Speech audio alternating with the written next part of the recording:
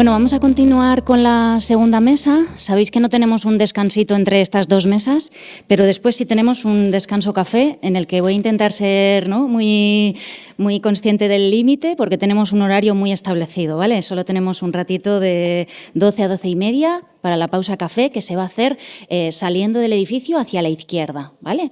La mesa redonda que presento, que tengo como el honor y el placer de presentar, es una mesa redonda con una particularidad, que es que una de nuestras compañeras está presente de manera online desde casa, que es Mónica Alario Gavilán, investigadora y filósofa española experta en violencia sexual y pornografía.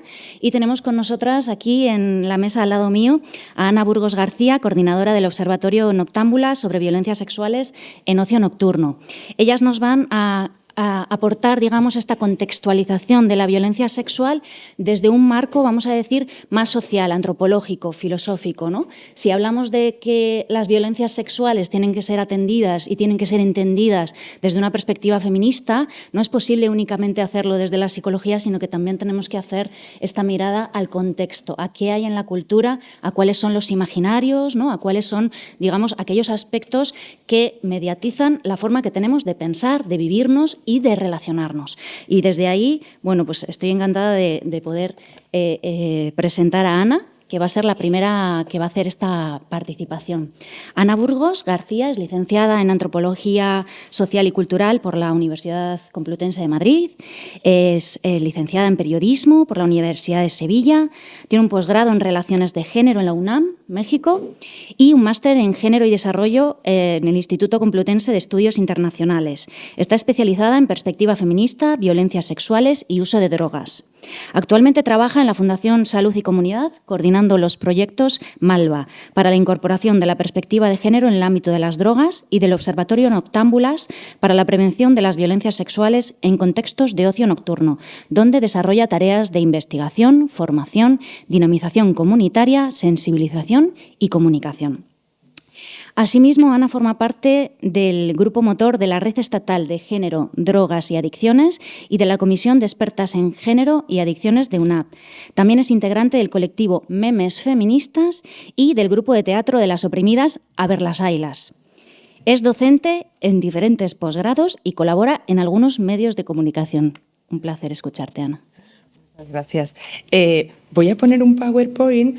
Mónica, vamos a dejar de verte un ratito, pero bueno, supongo que tú sigues ahí, ¿vale? No sé dónde está, no sé si yo lo mandé. Sí. A ver, presentaciones. Lo tenemos, esto de la técnica. Sí, aquí está. Aquí está. Ah, mira, Mónica se queda ahí en una esquinita, ¿vale? Pues te seguimos viendo. Por mí encantada que esté ahí formando parte de mi Power. Bueno, me voy a poner un cronómetro que me enrollo un montón y a ver si soy capaz de ajustarme al tiempo, que es breve. Bueno, muchas gracias por la invitación, especialmente a la Comisión de Igualdad del Colegio de Psicología de Vizcaya, a Yanire, a Marichu, a Berta, por invitarme una vez más. Para mí es súper placer compartir con vosotras. O sea, estoy súper encantada del cariño y el cuidado con el que siempre nos tratáis, y también de tener ahí un programazo del que estoy segura que voy a aprender, que ya estoy aprendiendo un montón. Así que gracias. Bueno, voy a empezar. La he titulado así: Violencias sexuales, socio y drogas, de la cultura de la violación y el terror sexual. Voy a hablar bastante de terror sexual, qué pasa en el ocio nocturno y los discursos que amedrentan y favorecen la desmovilización social feminista. Y voy a intentar, si me da tiempo, a dar algunos tips para favorecer una política feminista en el abordaje discursivo y también práctico de las violencias sexuales en estos contextos y con presencia de drogas. Bien, os cuento, algunas sé que nos conocéis, al Observatorio Noctámbulas, ahí veo sonrisillas de compañera, pero bueno, os cuento que el Observatorio Noctámbulas nace hace 10 años en un contexto en el que únicamente el movimiento social feminista, además con una presencia muy importante, el movimiento social feminista de Euskal Herria, empieza a gestionar las violencias sexuales en contextos de ocio y a generar los primeros protocolos y los primeros puntos violetas. No es hasta 2017, a raíz de la mediatización del caso de la violación múltiple de Pamplona, que es cuando las administraciones públicas empiezan, con más o menos conciencia o con más o menos sentimiento de obligatoriedad, que también para mí es un logro del movimiento feminista, empiezan a crear los primeros recursos, desde protocolos, campañas preventivas, etcétera, etcétera. Este proyecto nace, ya lo habéis visto ahí un poco en mi bio, en un departamento de drogas. en el que nosotros pensamos, ¿no?, que es un ámbito en el que pensamos que es, como en todos los ámbitos, imprescindible esta mirada feminista, porque el consumo de drogas responde a las expectativas de la masculinidad de asumir riesgos. Nosotras pensamos que los consumos problemáticos de sustancias muchas veces se ven como un exceso de masculinidad, ¿no? El se le fue de la mano, fue un bala perdida. Sin embargo, supone una desviación de la feminidad, ¿no?, una desviación de ese mandato de la prudencia, del silencio, de la no transgresión que se nos atribuye a las mujeres, ¿no? Y esto en el ocio nocturno y en todos los contextos comporta una serie de castigos que en este contexto del ocio se materializa en violencias sexuales con unas características muy particulares y sobre todo en relatos hegemónicos basados en una sistemática culpabilización de las mujeres, legitimación de las violencias y justificación de los agresores, ¿no? Cuando nos ponemos a investigar las violencias sexuales en estos contextos, nos damos cuenta que muchas de las representaciones sociales de las violencias sexuales no se corresponden con la realidad de las violencias, ¿no? Nos imaginamos siempre, también lo han comentado Adriana y Cristina, ¿no?, al agresor monstruoso en un callejón oscuro, al Jack el Destripador, al caso Alcácer, voy a nombrar mucho a Nerea Barjola, que también es de aquí, también la conoceréis muchas de vosotras.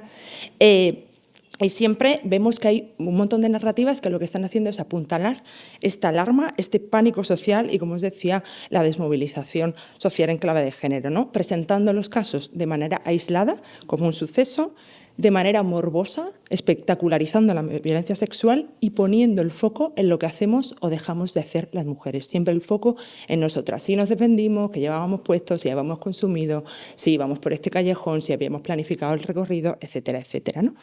Tras el boom mediático, nosotras hacemos mucha investigación, no solo, pero voy a centrar ahora en exponer ese trabajo que hemos realizado este año 2023, analizando las informaciones referentes a las violencias sexuales, el uso de droga y la sumisión química. Lo voy a ir exponiendo, pero os adelanto que la sumisión química no es un concepto que nos guste, ya que está poniendo el foco en el modus operandi, que es un modus operandi que se utiliza para cometer otros delitos como robos, allanamiento de morada, etcétera, etcétera, y está desdibujando la violencia sexual y la estructuralidad y el carácter político de la violencia sexual, ¿no? Pero bueno, lo ponemos en el título porque atrae la atención, porque además son casos que son muy mediáticos y que llaman muchísimo la atención precisamente por esta imagen de espectacularidad, que no es tan así como vamos a ir viendo, ¿no? Total, que decidimos investigar estas narrativas hegemónicas, también las contrahegemónicas, y vimos cómo muchas de ellas perpetuaban, producían ese terror sexual, ¿no? Todos los casos de violencia sexual en ocio bajo sumisión química tiene todos los ingredientes para que reforcemos discursos basados en el terror y en un montón de mitos en torno a las violencias sexuales, ¿no? Para ello nos basamos muchísimo en el trabajo de Nerea Barjola, ¿no?, que analiza el caso de Alcácer y lo politiza, ¿no?, desde una óptica feminista, y en su concepto, nos centramos mucho en su concepto disciplinar de terror sexual, que ella define como relatos sobre el peligro social que tienen como objetivo, el peligro sexual, que tienen como objetivo controlar, someter y explotar a las mujeres, marcarnos pautas de comportamiento y limitar nuestra libertad, ¿no? Estos relatos, en forma de imágenes, publicidad, refranes, cuentos, normativas, también legislaciones y noticias en medios de comunicación, han calado en la socialización de la feminidad, ¿no? Se han escrito en nuestros cuerpos y han atravesado también el cuerpo social. Bueno, y ahora en los 15 minutos que me quedan voy a intentar hablaros de estos 6 puntos. La culpabilización de las mujeres como base para la construcción de estos relatos y como base de la cultura de la violación. Las representaciones mediáticas sobre este tipo de violencia como ejemplo paradigmático de reproducción del terror. Os voy a dar algunos resultados y algunos ejemplos de noticias mediáticas de los últimos...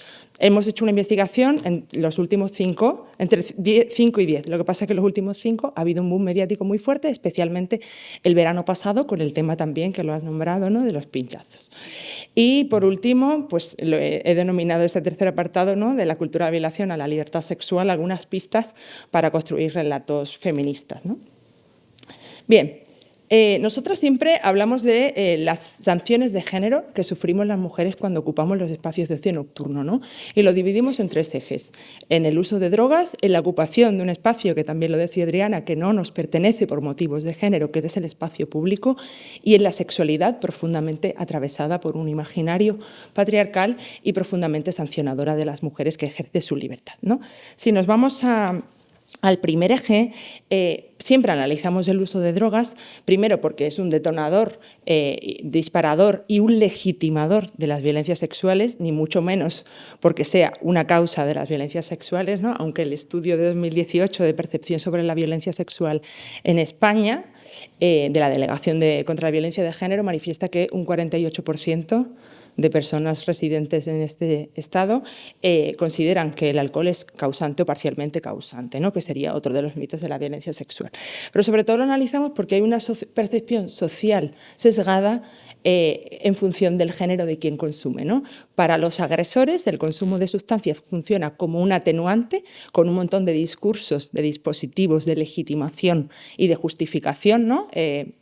Pues eso, no sabía lo que hacía porque estaba borracho, bueno, cuando estás un poco pedo estas cosas pasan, ¿no? Sin embargo, para las agredidas constituye un agravante, ¿no? Y muchas veces en sentencias judiciales lo hemos visto, ¿no?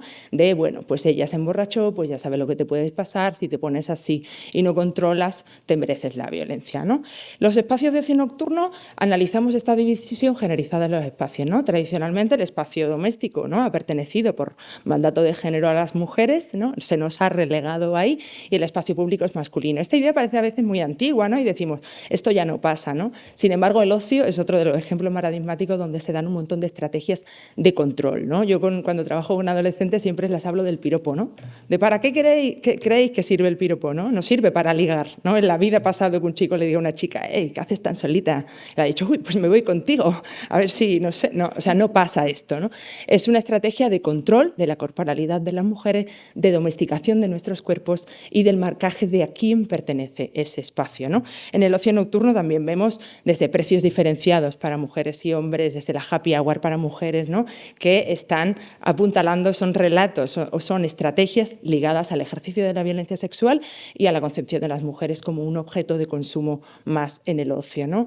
Y la sexualidad, bueno, aquí sois todas súper expertas en esto, así que súper breve, ¿no? Por un lado, la sexualidad hegemónicamente está construida de una manera súper heterocentrada, dualista, ¿no? Donde a los hombres se le presupone la vulnerabilidad sexual, el dominio, la iniciativa, el placer, ¿no? Y a las mujeres la receptividad, el no placer, ¿no? La complacencia de deseos del otro y la castidad, ¿no? Y el tabú y el silenciamiento, por lo cual, bueno, aquí hay un eje que, o sea, el ocio nocturno está muy ligado al ejercicio de la sexualidad, lo cual estaría maravilloso si viviéramos en un contexto igualitario de libertad sexual, pero hay un claro sesgo patriarcal en su concepción, ¿no? Y también los contextos de ocio son unos contextos donde las mujeres muchas veces nos mostramos como sujetos deseantes o como sujetos activos de placer, ¿no?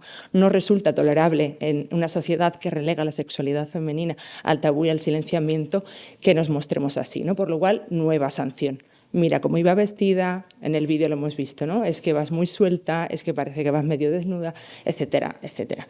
Después también tenemos, y van en línea con esas sanciones, algunas representaciones aleccionadoras sobre la violencia sexual. Os pongo dos ejemplos que para mí parecen muy contradictorios y están muy alineados. El primero es esta publicidad de una bebida alcohólica del año 2014 que, bueno, pone abajo Enjoy your night, disfruta tu noche. Este es un mensaje dirigido al protagonista de la noche, que es masculino, ¿no? Y asocia el disfrute con el ejercicio de violencia sexual, ¿no? Creo que se ve bien, ¿no? 3 hombres, ¿no? Una mujer con la mirada perdida, que sujetan una bebida alcohólica y que están pulsando un ascensor, ¿no? Bueno, ahora veremos qué pasa con las caras cortadas también de los hombres y qué tiene que ver con las representaciones de la violencia, ¿no? Por otro lado, esa es una publicidad, un cartel, una campaña del partido de ultraderecha que dice: Sánchez ha puesto a cientos de estos monstruos en la calle. Bien, ¿qué pasa en la primera imagen? Por un lado, se está dando una naturalización, una tolerancia y una promoción de la violencia sexual, un mensaje sobre el acceso libre y la disponibilidad sexual de las mujeres cuando consumen sustancias y ocupan contextos que no nos pertenecen, como el contexto de ocio y público, y un cuestionamiento también sistemático de las mujeres, ¿no? Si esto es lo normal, esto no te ha pasado. Sin embargo, en la siguiente imagen vemos una monstruización de los agresores, por un lado. Esto ya veremos que cuando tienen poder son legitimados, aquí ya no son monstruos, por lo cual también se está apuntalando un sistema colonial, racista y clasista, que yo creo que aquí con la barba a mí me sugiere islamofobia, claramente. Hay una narrativa también de excepcionalidad de la violencia, disociarla de todo el contexto social y espectacularidad, y estrategias también basadas en el apuntalamiento del sistema penitenciario, ¿no? Como una única opción del abordaje de las violencias, ¿no? La primera es claramente, uy, ahí sale Mónica, bueno, no pasa nada, pone cultura de la violación, naturalización, impunidad, un mensaje que favorece la impunidad, esto no te pasa, esto no te pasa, esto no te pasa, esto es normal. Y la siguiente imagen tenemos un mensaje, vigila, cuídate, vigila, alarma, alarma, alarma, terror. Entonces tenemos que vivir todo el rato una tensión constante entre esto no pasa y ten cuidado, ten cuidado, ten cuidado, ¿no? Y esos son los mensajes muchas veces que parecen contradictorios, pero que para mí forman parte del mismo sistema, ¿no? Estas imágenes tienen en común diferentes cosas. La negación y la alarma como aparentes contradicciones que están apuntalando la cultura de la violación y el terror sexual. Por otro lado, la construcción de cuerpos dóciles, mirad los dos cuerpos, sin capacidad, absolutamente desagenciados y sin capacidad de autodefensa. Es importante que mostremos cuerpos con agencia, porque perpetuamos también una visión de víctima como muy concreta, un imaginario también normativo sobre las violencias sexuales, ¿no? Por parte de personas desconocidas, puntual, en contexto festivo, ¿no? Y agresores invisibilizados, cabezas cortadas, cara tapada, como fuera de la normalidad social, ¿no? Cuando la violencia está absolutamente, ¿no? Como ya he sido exponiendo, inserta en el cuerpo social, y la violencia se enseña y la violencia se aprende. Los agresores aprenden a ejercer violencia a través de un proceso de socialización, ¿no? Como decía Adriana al principio, ¿no? Por un lado, todo el mundo, hoy qué mala es la violencia sexual, lo estamos viendo siempre nosotras en los talleres, mala, mala, mala, sin embargo, estamos promoviendo y legitimando un montón de mensajes que están insertos en la cultura, ¿no? Bueno, y estas representaciones impregnan las prácticas de las mujeres, ¿no? Nosotras en los talleres de prevención les preguntamos dos cosas, entre otras muchas, ¿no? Pero hay una dinámica que es muy larga y la resumo muy brevemente. ¿Qué os dicen y piden vuestra familia, personas cuidadoras, antes de salir de fiesta? Y vamos viendo esa cantidad, desde el no aceptes el caramelo con droga, ¿no? Ese mito, ¿no? Que todas las criadas en los años 90, creo, que hemos escuchado más de una vez, ¿no? No salgas sola, no te vistas así, llama cuando llegues, manda la ubicación en directo, descárgate una aplicación etcétera, etcétera, etcétera, ¿no? Lleva spray pimienta, un montón de estrategias encarnadas que también, cuando les preguntamos la segunda pregunta, ¿qué hacéis o dejáis de hacer para evitar ser molestadas, acosadas o agredidas? Vamos viendo que tenemos, pero una cantidad ingente de estrategias que forman parte, que están encarnadas, forman parte de nuestra subjetividad. No es algo que planifiquemos, sino es algo que ya tenemos absolutamente normalizado, lo cual, por un lado, nos pone sobre la mesa, nos evidencia esas estrategias cotidianas que están poniendo el foco en lo que nosotras hacemos. También lo preguntamos a chicas y a chicos para ver la diferencia, ¿no? y la fuerte desigualdad. Los chicos suelen tener miedo a robos y a violencias físicas, pero son miedos muy puntuales y no constituyen, ¿no? una alerta constante en sus cuerpos, y también nos permite ver la profunda limitación de derechos que está suponiendo el poner en práctica todas estas estrategias, ¿no? Por un lado eso, el miedo a ser violadas, esta amenaza que articula este mecanismo de control y que nos está marcando pautas de comportamiento. Una frase también, ¿no? de Nerea Barjola, no tienes miedo porque sí, tienes miedo porque te lo han construido. Este terror es una tecnología política de domesticación, ¿no? Y como conclusión, para mí es como muy importante diferenciar las estrategias de autodefensa que colectivamente y políticamente generamos, destinadas a esa ocupación, ¿no? del espacio público que nos pertenece, y por otro lado, ¿no? y defender la libertad sexual, por supuesto, y por otro lado, diferenciarlo de este deber ser patriarcal y esta responsabilización de protegernos. No estamos ejerciendo autodefensa cuando nosotras estamos responsabilizándonos, ¿no? en ese sentido, ¿no? o autoculpabilizándonos de la violencia que sufrimos, ¿no? que nos está relegando al espacio doméstico y al inmovilismo. Los relatos mediáticos. 5 minutos. Bueno. Voy por el segundo, a ver. Vale. Nosotras, cuando en el diagnóstico hemos identificado 4 bloques de problemas. El primer bloque relacionado con la propia lógica de la violencia sexual. Como os decía, la violencia sexual está presentada bajo la narrativa de la excepcionalidad. Hay una fuerte confusión en las noticias sobre sexo y violencia, ¿no? El sexo no consentido, ¿no? Como una expresión eufemística de la violencia sexual, o condenado por mantener relaciones sexuales con una menor. Esto es una constante en titulares cuando con una menor no se mantienen relaciones sexuales, sino que se está ejerciendo violencia, ¿no? Con respecto a los agresores, salen invisibilizados, se violó, ¿no? La mujer aparecida muerta continuamente, se monstruizan bajo sesgos racistas y clasistas y también capacitistas, voy a poner un ejemplo, pero cuando tienen poder se victimizan, se legitiman y se justifican. Con respecto a las víctimas, culpables, continuamente vemos noticias, ¿no? Donde pues ella se emborrachó, pues ella había quedado con uno de los chicos de los que la violó, etcétera, etcétera, y se construye la buena víctima. La sumisión química o la violencia sexual bajo sumisión química o con presencia de drogas es un ejemplo paradigmático que hace sentir cómoda a la sociedad, porque la víctima que no se pudo defender de ninguna manera porque había sido drogada contra su voluntad, porque si se droga porque quiere, igual es un poco culpable, ¿sí? Es mucho más cómoda de relatar. Es una víctima que no se ha defendido porque, pobrecita, no ha podido. Y construimos otra vez, diferenciamos y dividimos a las mujeres entre buenas y malas víctimas y nos sentimos muy cómodas. Por eso es una para nosotras de las claves para entender por qué hay esta sobredimensión mediática de este tipo de violencias en detrimento de otras, como habéis dicho, que son mucho más frecuentes en los entornos domésticos por parte de personas conocidas y parte de nuestra cotidianidad. Por otro lado, bueno, os voy a poner algunos ejemplos. 6 meses de prisión por mantener relaciones sexuales con una amiga ebria que no las consintió, por lo cual la contradicción está resuelta en el mismo titular. La discoteca donde se violó a una joven pertenece a una gran empresa de restauración en Valencia. Sumisión química o el peligro de la burundanga. Bueno, la imagen es espectacularizante, pero sobre todo partes del texto como el rumano de mal aspecto y deseos lascivos o el caso del enano maligno. ¿Sí? Otra vez la violencia como casos y otra vez el racismo y el capacitismo y la maldad y la crueldad asociada a los agresores, que son nuestros compañeros en muchos casos, ¿no? Alves, una estrella con su propia liga en prisión.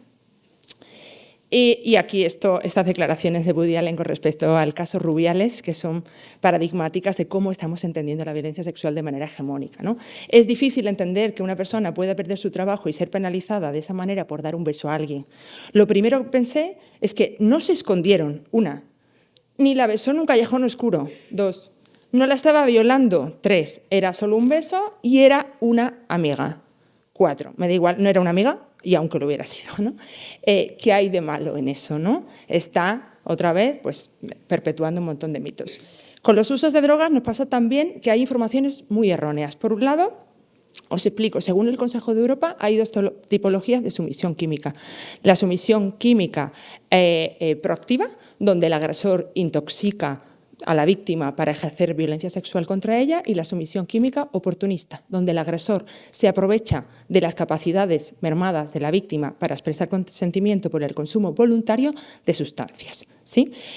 Según el Instituto Nacional de Toxicología, ¿no? Esto no lo dice un comando feminista autónomo, lo dice el Instituto Nacional de Toxicología, se estima que entre el 85 y 90% de las situaciones donde hay uso de drogas, estamos hablando de la segunda tipología, y en muchos casos no se están dando en ocio nocturno, se está dando por consumo bajo prescripción médica o sin prescripción médica de psicofármacos por parte de las mujeres. Esta noticia de 1/3 de las agresiones sexuales, ¿no? Hace 2 o 3 años era así el titular. Son con sumisión química.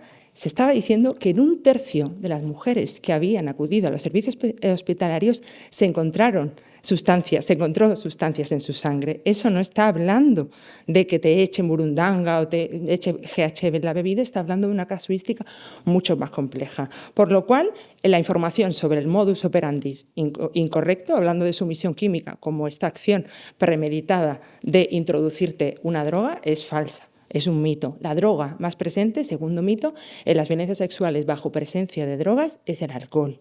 y del alcohol nos está hablando. Y la estrategia del tapavasos no tiene ningún sentido, porque aparte es una estrategia que responsabiliza a la mujer, cortoplacista, no feminista, no estructural, pero no tiene sentido para abordar las violencias sexuales en estos contextos, ¿no? Por otro lado, también hay informaciones incorrectas como que está aumentando. Esto no se estaba midiendo. No tenemos una información sobre si la sumisión química o la violencia sexual bajo sumisión química está aumentando o no está aumentando. Por lo cual tenemos un montón de mensajes alarmistas y adultistas que están diciendo los jóvenes están drogando a las chavalas para violarlas, que están creando terror y están criminalizando y demonizando a la juventud. Y por otro lado, también hay estereotipos sobre el estado de la víctima, ¿no? No solo está sedada inconsciente, también está muchas veces en estado de euforia. Otra vez la víctima desmayada. Podemos estar bajo el efecto de sustancias en estado de euforia y sufrir violencia, ¿no? Cambiemos también el imaginario. Voy a ir acabando, no voy a poner los ejemplos porque voy fatal de tiempo, pero bueno, si queréis os paso el Power, os lo dejo a disposición de las personas asistentes. Y bueno, ¿dónde se está poniendo el foco, ¿no? En el espacio público festivo, no en la estructuralidad, en la juventud, como os decía, desde perspectivas adultistas y en las sustancias, ¿no? Legitimando las políticas de drogas hegemónicas basadas en la prohibición y en el oscurantismo respecto al uso de sustancia, ¿no?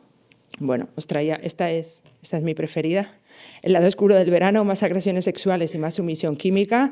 El subtítulo es un despropósito también y la imagen, sobre todo, es increíble. El verano como violador y el falocentrismo que representa bueno, la corporalidad del supuesto agresor, ¿no? Grande, forzudo, como si tuviera que ver con la fuerza física, la violencia sexual, y ese pene en forma de serpiente, apuntalando también un imaginario concreto sobre la violación, ¿no? Bueno, las propuestas preventivas: vigila tu vaso cuando estés en una fiesta, concierto, festival, tapavasos, brazalete que detecta droga en la bebida, esmalte de uñas capaz de detectar droga en tu bebida. Este kit te ayuda a saber si han puesto algo en tu bebida, ¿no? Bueno, aquí os dejo, como voy a pasar el Power, una diapo llena de contenido que no tiene sentido, o sea, no, sentido ponerla aquí, os la traía simplemente porque todos estos mitos los hemos sistematizado en una guía para informar sobre violencias sexuales, dirigida sobre todo a personas comunicadoras, pero creo que os puede servir también para formaciones, para vosotras mismas revisaros si están perpetuando o no, nosotras mismas revisando, ¿no? Si estamos perpetuando muchas veces estos imaginarios hegemónicos. Y bueno, yo creo que nos queda una cosa muy ordenadita que puede servir, por eso la he traído, no para leeros este cuadro infumable en este momento. Bueno, algunas pistas: afinemos en la conceptualización.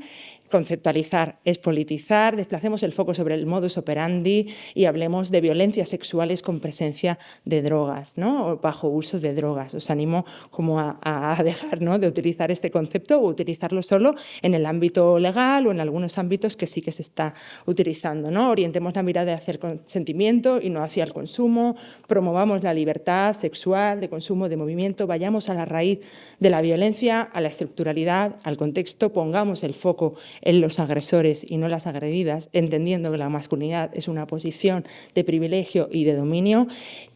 Usemos fuentes, ¿no?, que esto ya está cambiando en los medios, feministas, ¿no? El movimiento feminista y las expertas en géneros y violencia somos las responsables, o sea, las autorizadas para hablar de esto. En drogas siempre se habla con señores epidemiólogos que no tienen perspectiva feminista. Y para acabar, me gustaría leer una cosa muy cortita.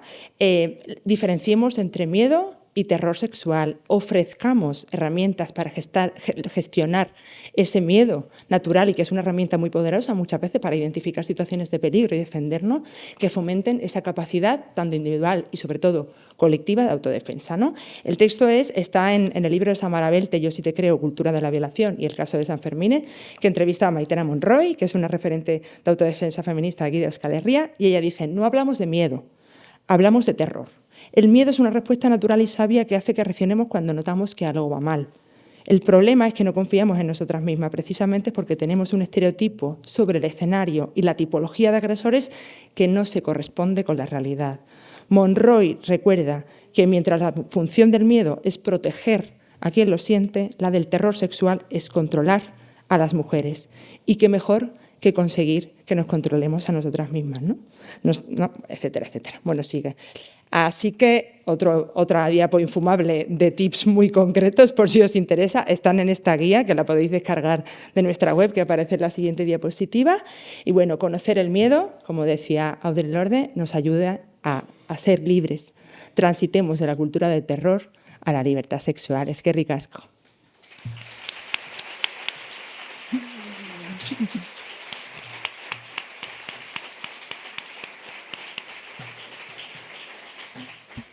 Bueno, una gozada poder escucharte y una pena las prisas que tenemos y los tiempos cortos y limitados, porque podríamos estar aquí horas, ¿no? Como Mónica está conectada, creo que estás por ahí, ¿verdad? Sí. Voy a presentar a Mónica.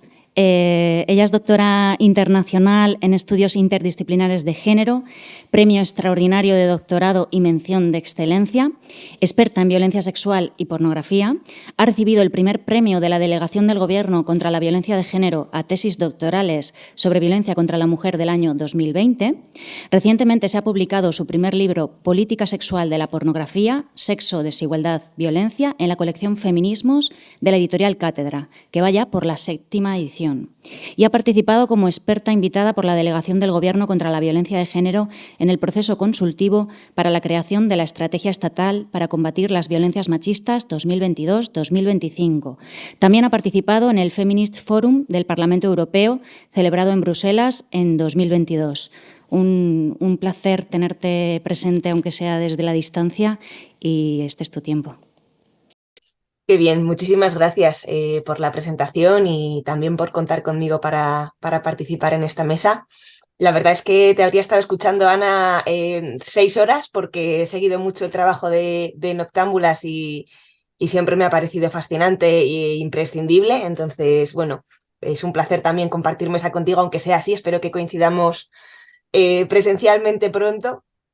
Y nada, la verdad es que yo he preparado un guión bastante cortito para poder adaptarme bien y que quede algún ratín para que podáis intervenir desde la sala, a ver si lo conseguimos. Y bueno, os he traído, he preparado unas reflexiones posteriores a la realización de la investigación de la tesis doctoral y también posteriores a la publicación del libro, ¿no? O sea, son algunas reflexiones un poco más generales, quizá, que van menos a los contenidos concretos de la pornografía, que es en lo que yo me he especializado, pero que me parece que también son fundamentales para contextualizar el funcionamiento de todo el tema de la violencia sexual en las sociedades en las que vivimos, ¿no? Vais a ver que son 4 reflexiones en concreto y que, bueno, que hacen referencia, en primer lugar, a las relaciones entre la masculinidad y este borrado de la línea que debería estar separando el sexo de la violencia sexual de una manera muy clara, ¿no? Algo que ya han tratado tanto en esta mesa como en la mesa anterior. Y por otro lado, a la función de la pornografía en este proceso de borrado de la línea que separa el sexo de la violencia sexual. Es decir, cómo la pornografía está constantemente haciendo que cosas que son violencia sexual socialmente las acabemos interpretando y considerando como si fueran sexo, ¿no? Bien, la primera idea en la que quiero profundizar es una idea muy clara, que es que los hombres ejercen violencia sexual porque les excita sexualmente. O, en otras palabras, que los hombres violan porque quieren, ¿no? Esto es un tema que parece una obviedad, pero es una obviedad bastante difícil de concluir, dado que constantemente en la sociedad nos están transmitiendo otro tipo de ideas, ¿no? Que es que los hombres violan porque lo necesitan, que los hombres violan, ¿no? O sea, no nos dicen los hombres violan porque lo desean y porque deciden hacerlo. Ahí detrás tenéis a mi gata. Bien. Es una idea difícil de formular y es una idea difícil de asumir, esta de que los hombres violan porque lo deciden, ¿no? Y lo es en primer lugar porque implica la ruptura de una idea que tenemos socialmente muy asumida, ¿no? Que es que lo que excita sexualmente a los hombres es sexo. Esto es una idea muy problemática porque no todo lo que excita sexualmente a los hombres es sexo, ¿no? Una parte de eso que les excita es violencia, no sexo, pese a que socialmente lo sigamos llamando sexo. Pero también es una idea difícil de formular porque al final todo en el patriarcado está ensamblado para que no responsabilicemos a los hombres de la violencia sexual que ejercen, ¿no? Contra las mujeres e incluso contra las niñas. Sino que todo está ensamblado para que acabemos responsabilizando a las mujeres e incluso a las niñas que sufren esta violencia masculina. Esto es algo que ya se ha tratado, pero bueno, en lo que yo voy a entrar por otro lado, ¿no? Que es con el tema de la idea de la fantasía de la violación, que me gustaría que pudiéramos desmigarla un poquito. Porque al final, esta idea de responsabilizar a las mujeres de la violencia que los hombres ejercen llega a extremos como tan absurdos como para que nos encontremos esta idea de que las mujeres tenemos la fantasía de ser violadas, ¿no?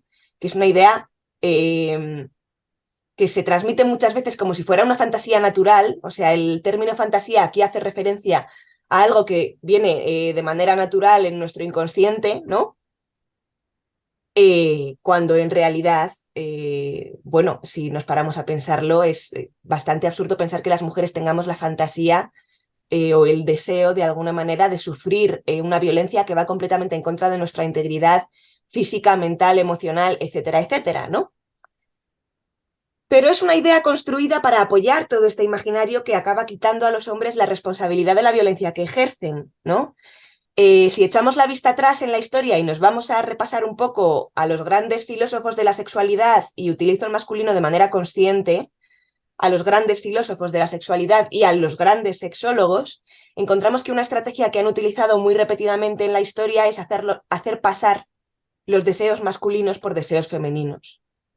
De manera que esos deseos de los hombres se acababan conceptualizando como deseos de las mujeres y finalmente acababan siendo responsabilidad de las mujeres porque supuestamente ellas lo habían deseado, ¿no? Sabemos, quienes hemos estudiado la violencia sexual, sabemos que los hombres que ejercen violencia sexual es porque desean sentir ese poder sobre las mujeres, ¿no? Lo que comentaban antes de que la violencia sexual no forma parte del terreno del sexo, sino que forma parte del terreno de la violencia. La violencia sexual es un ejercicio del poder, no un ejercicio de la sexualidad, ¿no? Ese ejercicio del poder en el terreno de la sexualidad es a lo que denominamos violencia sexual y es algo que forma parte de los deseos de los hombres. Son los hombres quienes desean sentir ese poder sobre las mujeres, ¿no? La violación, por tanto, responde a un deseo masculino y los hombres que violan lo hacen porque desean y deciden hacerlo. Pero la trampa es que a lo largo de la historia se ha hecho pasar ese deseo masculino de sentir el poder en el terreno de la sexualidad por un deseo de las mujeres, ¿no? Deseo al que se ha denominado y que ha llegado hasta nuestros días como la supuesta fantasía de la violación. De manera que a lo largo de la historia todos estos filósofos han venido afirmando que habría algo así como un deseo profundo y oscuro, primitivo, instintivo, animal, ¿no? Que pertenece a la supuesta naturaleza sexual masoquista de las mujeres, que hace que las mujeres deseemos cosas que van contra nuestro bienestar, nuestra integridad y nuestra supervivencia, ¿no? Hablo de este ejemplo de la fantasía de la violación para dejar un poco encima de la mesa hasta dónde llega el atrevimiento, ¿no? y las estrategias patriarcales, que incluso la violencia sexual que las mujeres sufren, ¿no? Que las mujeres sufrimos y que nos hace vivir con ese terror que no miedo, efectivamente, han llegado a contarnos y ha llegado a calar en la sociedad que es un deseo de las mujeres, ¿no? Claro, cuando todos estos teóricos convierten el deseo masculino de ejercer violencia sexual en una fantasía de las mujeres, ya no cabe responsabilizarles a ellos de esta violencia sexual, ¿no? Y lo que encontramos es que la fantasía de la violación se acaba conceptualizando socialmente como una fantasía sexual de las mujeres, cuando lo que es una fantasía de poder de los hombres. Ni es una fantasía sexual, ni es una fantasía de las mujeres. Es una fantasía de poder y es una fantasía masculina, ¿no? Esta es una de las ideas que yo traía como ejemplo representativo de hasta dónde llegan las estrategias sociales para que neguemos la responsabilidad de los hombres en el ejercicio de la violencia sexual, ¿no? Aparte de otras que tenía también aquí desarrolladas, pero que ya ha comentado antes Ana y no voy a profundizar, bueno, pues como todas estas ideas de que al final La violencia sexual es la del callejón oscuro con el tío desconocido, que además es un tío que tiene mala pinta, ¿no? Etcétera, etcétera, etcétera. Cuando sabemos que la mayoría de las violencias sexuales se ejercen en entornos que consideramos en principio espacios seguros, ¿no? Por parte de personas con quienes tenemos otro tipo de relación, ya sea una pareja, un amigo, un familiar, varones, ¿no? Etcétera, etcétera. Bien. La segunda idea que he traído es esta idea también muy errada, que es que cualquier cosa que excita sexualmente a los hombres pasa de inmediato a ser socialmente considerado sexo, aunque de hecho sea violencia, ¿no? Como la teoría feminista ya dejó clara hace muchas décadas, en las sociedades patriarcales la visión dominante de la realidad es la visión masculina, ¿no? Es esto a lo que llamamos androcentrismo.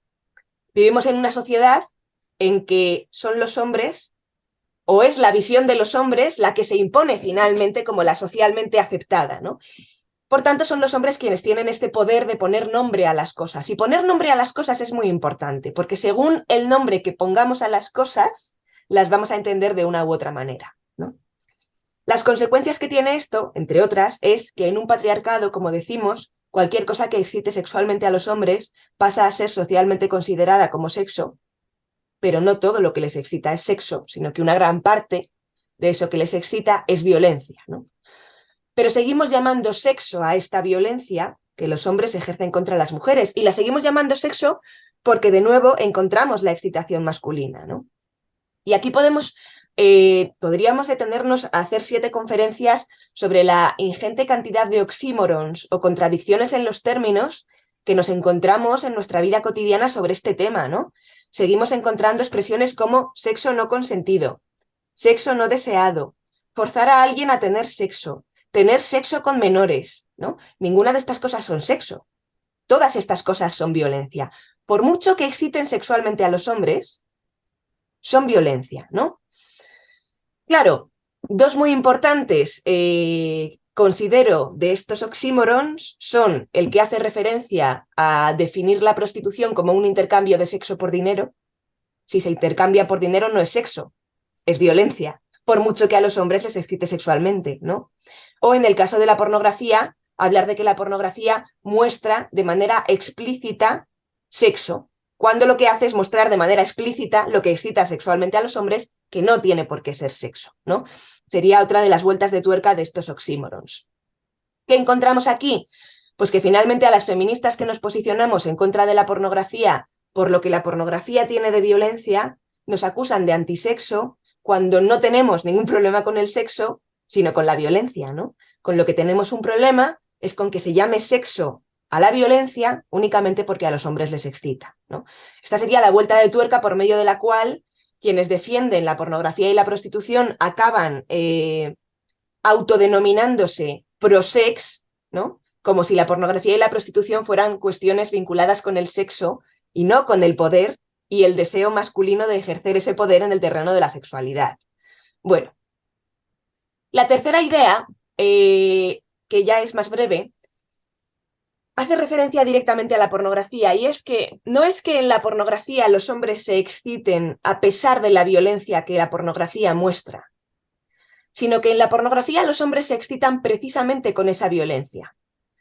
Yo estaba haciendo una investigación en pornografía en la que he estado durante 6 años viendo cantidades ingentes de pornografía de manera prácticamente cotidiana, ¿no? Y durante unos meses, durante 13, 14, 15 horas al día para hacer lo que venía siendo el trabajo de campo de transcripción de contenido pornográfico, ¿no? Cuando yo comencé a investigar en la pornografía, que en concreto fue los vídeos más vistos de las páginas de pornografía más visitadas, yo constantemente pensaba, o sea, qué curioso, ¿no? Que los hombres sean capaces de excitarse con este vídeo a pesar de que a la mujer le duele. Qué curioso que los hombres sean capaces de excitarse con este vídeo a pesar de que la mujer ha dicho que no quiere. Qué curioso que este sea el vídeo más visto a pesar de que la mujer está llorando durante los 12 minutos que dura el vídeo, ¿no? Qué curioso. Claro, cuando te lo encuentras la primera vez puedes pensar que es una excepción, pero cuando encuentras que esto es una constante en la pornografía, y hablo de la pornografía más consumida, ya no puedes pensar que es que se están excitando a pesar de ello, ¿no? cuando el primer, el segundo, el tercer, el cuarto, el quinto, etcétera, etcétera, vídeos más vistos están incluyendo el no de las mujeres, el dolor de las mujeres, la falta de deseo de las mujeres, su resistencia activa, etcétera, etcétera, al final la conclusión es que no es una excepción, es que es la norma, ¿no? La norma es que en la pornografía no es que los hombres se exciten a pesar de ese dolor, resistencia, desagrado o falta de deseo de las mujeres, es que se excitan precisamente por esa falta de deseo de las mujeres, por ese no de las mujeres, por ese dolor de las mujeres, etcétera, etcétera. ¿Por qué? Porque a mayor resistencia, a mayor desagrado, a mayor falta de deseo de las mujeres, mayor sensación de poder obtienen los hombres. Esta es la dinámica constante de la pornografía. En la pornografía los hombres se excitan con el poder de las mujeres y ese poder se expresa en la pornografía desde las formas más sutiles hasta las formas más macabras que podáis imaginar, ¿no? Cuando yo estaba investigando otro tipo de pornografía, a la que a falta de un nombre mejor denominé pornografía de mutilación, pornografía de tortura y pornografía de asesinatos, a mí me venía constantemente una idea a la cabeza, que es que no existe ninguna forma de expresar ese poder masculino sobre las mujeres que no haya sido ejecutada por un hombre real contra una mujer real, grabada, subida a una página de pornografía y buscada y consumida impunemente por cualquier otro hombre en cualquier otro rincón del planeta. Cualquier barbaridad que os podáis imaginar, si la buscáis en las páginas de pornografía, la vais a encontrar filmada y ejecutada en el cuerpo de una mujer real, ¿no? Esta es la dinámica de la pornografía. No podemos, por tanto, decir que la pornografía está mostrando sexo explícito. Podemos decir que está mostrando explícitamente estas fantasías de poder de los hombres, algunas de las cuales se expresan en el terreno de la sexualidad. La última idea que quiero transmitir es que al final, en el origen de todo esto, en la raíz de todo esto, ¿no? Lo que busca el feminismo radical, que es la raíz de todo esto. La raíz de todo esto está en que los hombres no consideran a las mujeres sus iguales, ¿no? Yo en la introducción de Política Sexual de la Pornografía afirmo una idea que digo siempre que puedo, ¿no? Que es que ver pornografía es muy duro para cualquiera que considere a las mujeres seres humanos. Tras esta afirmación hay una clave muy importante, que es que si consideramos a las mujeres seres humanos, valiosos, dignos, con derechos, ¿no? Podemos identificar todas las prácticas que las deshumanizan, las humillan, las violentan y las reducen a cuerpos sobre quienes imponer las fantasías de poder, que no sexuales, las fantasías de poder masculinas que muestra la pornografía. Cuando afirmo que ver pornografía es muy duro para cualquiera que considere a las mujeres seres humanos, también hay una idea detrás, ¿no? Que es que los hombres que no solamente no se duelen con la pornografía, no se duelen con el dolor de las mujeres de la pornografía, sino que son capaces de excitarse con ella, no están considerando a las mujeres seres iguales a ellos, ¿no? Tras las 4 ideas previamente mencionadas, que es que los hombres ejercen violencia sexual porque quieren, que llaman sexo a esa violencia y que en la pornografía se excitan con esa dinámica de creciente crueldad contra las mujeres, hay una 4ª idea, que es que los hombres no consideran a las mujeres sus iguales, ¿no? Y aquí me gustaría hablar muy brevemente del tema de la empatía. La empatía consiste en 2 cosas. En primer lugar, consiste en identificar las emociones de la otra persona, pero en segundo lugar consiste en compartir esas emociones con la otra persona. Pero tú compartes esas emociones con la otra persona porque te identificas con esa persona, porque la consideras tú igual. Y como la consideras tú igual, no puedes evitar sufrir con su sufrimiento, porque te identificas con ella. Ahora bien, los hombres que nacen en sociedades patriarcales están constantemente aprendiendo desde el momento cero que las mujeres estamos aquí y ellos están aquí. Por tanto, que las mujeres no somos sus iguales. De manera que los hombres son muy capaces de desarrollar la falta de empatía hacia las mujeres, porque como no las consideran sus iguales, pueden no sufrir con su sufrimiento. Cuando nos preguntamos por qué el vídeo más visto pornográfico de todo Internet es un vídeo de una violación colectiva de 4 hombres a una mujer en que la mujer está llorando durante los 12 minutos que dura el vídeo que tenía más de 225 millones de visitas cuando yo hice la investigación, la única respuesta posible es que esos 225 millones de hombres no están sufriendo con el sufrimiento de esa mujer. Porque si sufrieran con el sufrimiento de esa mujer les pasaría lo que me pasa a mí, que es que para transcribir el vídeo tuve que poner primero la imagen sin sonido y luego el sonido sin imagen porque no tenía estómago para verlo y escucharlo a la vez, ¿no? Un vídeo que para los hombres es simplemente contenido masturbatorio. ¿Por qué? Porque no están identificando a las mujeres como sus iguales, no están identificando a las mujeres como seres humanos, ¿no? De ahí que cuando hablamos de una educación para prevenir la violencia sexual, tengamos que hablar de una educación para prevenir la desigualdad.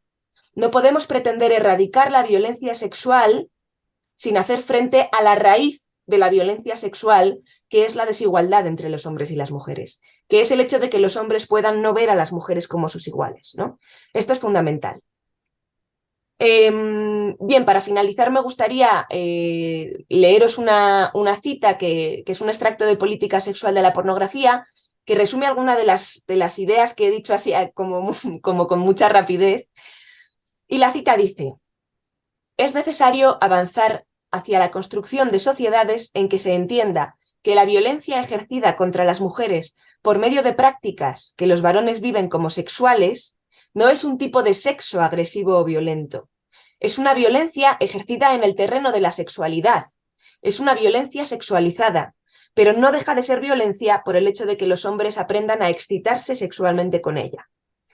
Es necesario avanzar hacia la construcción de sociedades en que se entienda que la dominación masculina no es una característica del sexo. Es un ejercicio del poder masculino en el terreno de la sexualidad, es un poder sexualizado, pero no deja de ser un ejercicio del poder.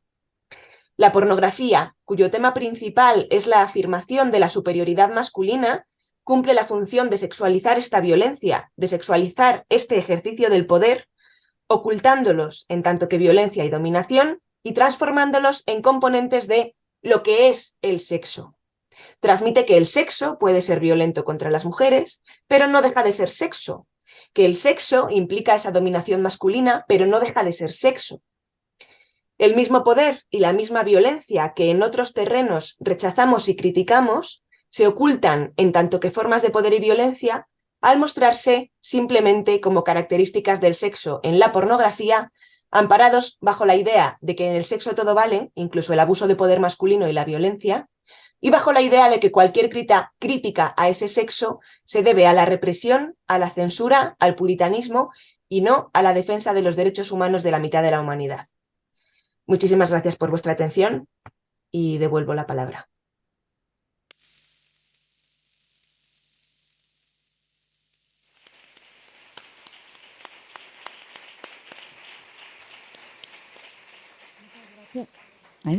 Muchas gracias, Mónica. Te transmito, ya que no estás aquí, creo el impacto y la fuerza que han tenido tus palabras entre las personas que se encuentran aquí. Creo que estamos fuera de tiempo y no sé si nos va a dar tiempo a hacer alguna pregunta. Pegarme un chivatazo si es posible o no, porfa, porque tenemos como un poco la pausa de descanso donde podéis también aprovechar para poder sacar un poquito de esta tensión o de esta presión que se ha generado. Y si hay alguna pregunta así rápida o reflexión que queráis.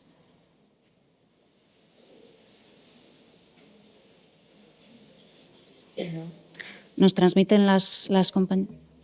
Sí, la podemos repetir si quieres. Yo te escucho. Yo simplemente quiero expresar, ¿no? Aparte que me han encantado todas las ponencias, pero a mí me pone muy a punto de yo de punta escucharla. Y yo creo que al que no le ponga de yo de punta o a la que no le ponga de yo de punta tiene un problema grave. Entonces simplemente agradecerte que en tan poco tiempo hayas podido empezar esta violencia tan grave y tan invisibilizada, ¿no? Y bueno, agradezco a los pocos hombres que hay aquí que estén aquí y que le interesen estos temas, porque si no, o sea, una cosa es la formación y otra cosa es la sensibilización o la sensibilidad, y eso no se da con la formación, ¿vale? Simplemente muchas gracias, me ha impresionado la exposición. Vale, Mónica, no sé si has podido escuchar, ¿no? Pero creo que también percibía como un poco esos pelos de punta, ¿no? O esa sensibilización que que nos trae como estos temas, ¿no? Y es verdad que ambas habéis traído dos perspectivas, ¿no? Que hablan del contexto social en el que aprendemos, ¿no? a relacionarnos y a vincularnos, y en las que está muy presente la violencia y no está tan presente la sexualidad, la libertad, el deseo y el disfrute de las mujeres, ¿no? Así que habéis hecho dos ponencias magistrales. Desde mi punto de vista os agradezco muchísimo pues esa confluencia que habéis hecho entre ambas para poder, digamos, reproducir algo tan complejo en un tiempo tan cortito, y agradeceros a ambas por participar en esta participación y por dejarnos los pelos de punta. Vale. Muchas gracias.